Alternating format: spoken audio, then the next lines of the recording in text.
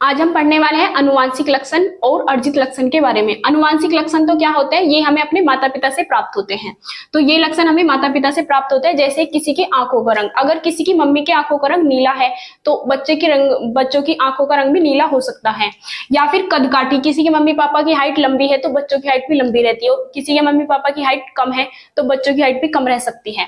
या फिर हमें बीमारियां भी हमें अनुवांशिक रूप से मिल सकती है। जैसे कि जो हीमोफीलिया बीमारी है, रक्त का थक्का न जमना, ये कैसी बीमारी है? अनुवांशिक बीमारी है। अगर किसी के माता पिता को ये बीमारी है तो उसके बच्चों में भी ये हो जाती है। एक होती है वर्णांधता। वर्णांधता ये होती है जब ग्रीन को तो वो बताता है रेड और रेड को बताता है ग्रीन। तो ये वाली बीमारी भी कौन सी बीमारी होती है? अनुवांशिक। अगर किसी के बुजुर्गों में ये बीमारी है तो उनके बच्चों में भी हो जाती है। ये अनुवांशिक लक्षण होते हैं। जबकि अर्जित लक्षण क्या होते हैं हमारे? ये वातावरण से स्वयं अर्जित करते हैं। कोई भी मनुष्य अपने जीवन में कुछ भी कर सकता है, कुछ भी अर्जित कर सकता है। जैसे कि किसी का डॉक्टर बनना, किसी की फैमिली में कभी भी कोई डॉक्टर नहीं था और उसका बच्चा डॉक्टर बन गया, तो ये उसका अर्जित लक्षण है। या फिर किसी घर में कोई भी नृत्य नहीं करता और वो बहुत अच्छा डांसर बन गया है, तो ये भी कौन सा लक्षण हो सकता है? उसका अर्जित।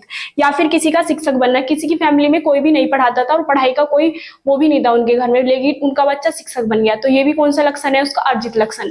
तो अनुवांशिक लक्षण तो वो होते हैं जो हमें पीढ़ी दर पीढ़ी तो बच्चों में भेज दिए जाते हैं या फिर हमें अपने बुजुर्गों से प्राप्त होते हैं।